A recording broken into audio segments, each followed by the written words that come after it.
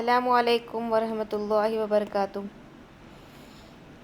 Okay, students, today in this video I'm going to discuss properties of whole numbers. Okay, these properties are important and very useful also, and when a problem is given, you can use these properties and can simplify that problem and solve it in easily. Okay, so understand the properties very with concentration. Okay, so first property is you have as closure property. See, closure property means what? You have a set of numbers. Okay, so that is whole numbers which are starting from 0 1 2 3 4 until infinity, isn't it? You have set of numbers. Okay, so if I take two numbers as 2 5, okay, it is a whole number. Okay, this is there in this closed this thing, 2 and 5. Okay, this is a whole number bag, you can think like that. Okay, so this 2 and 5, okay, a comma b. If I take, so closure property says that if you add this a plus b, if you add a plus b, what number you get, even that number should belong to this whole number bag. It should be closed in the whole number set. Okay, so a plus b, so I took 2 and 5. So 2 plus 5 is how much? It is 7. 7, does it belong to whole numbers? Yes, 7 also comes under this closed set, whole number set, isn't it? So you need to just check for the options. Okay, so that see, basic operations, what do we have? We have addition, subtraction, multiplication and division. Okay, so closure property under addition, if you see, what it says is two numbers, take any two numbers. Okay, first, so if I take two numbers as 10 and 5, okay, for under addition, if I add this 10 plus 5, how much we are getting? We are getting this as 15. So this belongs to, again, whole numbers, right? So you'll get 15, it is closed under this whole number set. So under addition, your closure property is true. Okay, now if I take the same two numbers, 10 minus 5, okay, how much I'll get? 5. Yes, this 5 also belongs to whole number, right? But if I take a number like 10 and 12, okay, so 10 minus 12 is how much? It is minus 2. Okay, so you'll get some this minus 2, this comes under integers. Okay, you will study this in your next class 7. Okay, so this means that under subtraction, okay, you got one scenario in which your subtraction, if you take some equation, it is not giving you a whole number as an output. So this minus 2 is not a whole number. So under subtraction, you have so many cases like this. Okay, 20 minus 50 and many examples are there which does not belong to your whole numbers. So 20 minus 50 will be minus 30. Okay, so when you study integers, you'll understand how does it come minus 30. All right, so this means that the property, closure property under subtraction is not true. Okay, now let's see for multiplication. For multiplication, if I take any number 10 5, 10 into 5 is how much? 50. If I take any whole number, okay, two numbers whatever you're taking, if that should belong to whole number set. And if I take 12 and 12 into 2, again it is 24. Even 24 belongs to your whole number set, isn't it? Just see any combination, if it is not giving you the whole number, okay, as an output, then you say that this closure property is not true for that. But for multiplication also, if you take any combination, okay, of numbers, two or many combination of numbers, if you multiply it, you are going to get a whole number only. Okay, to any whole numbers, when you multiply, they'll give you the output which will also be a whole number. Okay, all right. If you take 0 into 1, so this will be 0. Even the 0 belongs to your whole number, isn't it? So we can say that closure property is true under multiplication. Now what do you think, what will happen in your in division? Yes, division operation, what do you think? Is it true or false? Let us check. Okay, let me take 10 and 5 only first. Fine. So division is what? 10 divided by 5. You will get how much? 2. Okay, this belongs to whole number. Fine, this is true. Now what if I take your 10 divided by 0? Okay, 10 by 0 will be how much? It is infinity, isn't it? This is not defined. Okay, so this is not defined, so that is why we say that under division closure property is false. Okay, so on closure property is true under addition and multiplication. Okay, so whenever you add or multiply any whole numbers with each other, you will get output a whole number. All right, whereas when you go for subtraction of any whole numbers with each other, there are chances that you will get some output as a whole number, and there are chances you will get output other than whole number. Okay, like we have seen example which is giving you output in terms of negative, isn't it?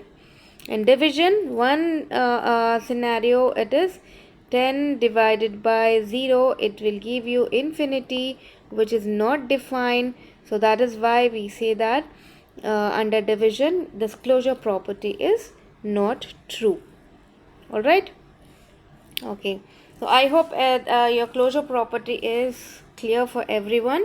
So whenever I say closure, means number closed in certain set. Though we are talking about closure property of whole numbers. So the set of whole numbers closed in one the set, it should belong, if you take any number and if you do any basic operation, so that output number should also belong to this closed one. Okay, so that is your closure property. Okay, so here example of your subtraction, why it is not true, I have shown here one scenario. It is 8 minus 2, you'll get minus 1, which is not a whole number, right? And 9 divided by 0, it will give you infinity, which is not a whole number. This is one scenario with which division does not come as a closure property. Okay, let's move on to commutative property, and let's see this and stop it for today. Okay, because properties are important, let me do two properties in one video. Okay, so commutative property is what? You will take any two integers a and b which belongs to your whole numbers. Okay, so if these two integers which belongs to whole numbers, when under addition, okay, when I add a plus b equal to b plus a, if this is true, then you say that commutative, under addition commutative property is true. Okay, it is similarly for multiplication. A cross B should be equal to B cross C. Okay, if this is true in that, then you can say that yeah, this is true under commutative. Multiplication is true under commutative. What about a subtraction? If you go A minus B is equal to B minus A, this will not be correct. If you want further, we will see the examples. Okay, don't worry about that. Now if I take for division, A divided by B should be equal to B divided by A. Even this will not be true. How can it be? Like 1 divided by 2 is equal to 2. This is not equal, isn't it? So A by B, if it was giving you which is equal to B by A, then you'll say that under division commutative property is true, but that is not the case. So under division and under subtraction, your commutative property is again false, same as that of your closure property. Okay, let's see one by one some examples for addition. Okay, under addition, how this commutative property is true? If I take two numbers 3 and 5, that belongs to your whole numbers. If I add 3 plus 5, and if I just interchange these numbers, okay, and take 5 plus 3, how much is here? It is 7. Here also you'll get 7. Yes, isn't it? Okay, if I go for, that is why we say that commutative property is true under addition and multiplication. Okay, I am saying that it is not true for subtraction and division. Let's take one example for subtraction. Let it be 3 and 5 as two integers. 3 minus 5 is equal to, according to commutative property, 5 minus 3 should also be true if it is the case. So tell me what is the value here. You will get minus 2 here, and this as 2. Minus 2 is not equal to 2. Okay, so you will come to know about this minus sign numbers as, and which comes under integers in your class 7. Okay, as of now, why it is not true, I am just showing you with an example. Okay, so commutative property is only true under addition and multiplication. So multiplication, see, any number, any kind of example, if you take, if you multiply 3 cross 5 is nothing but 5 cross 3.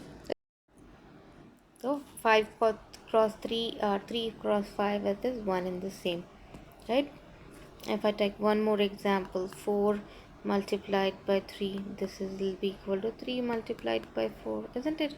This is also 12, this is also 12. If I take 7 plus 8, how much you'll get? 15.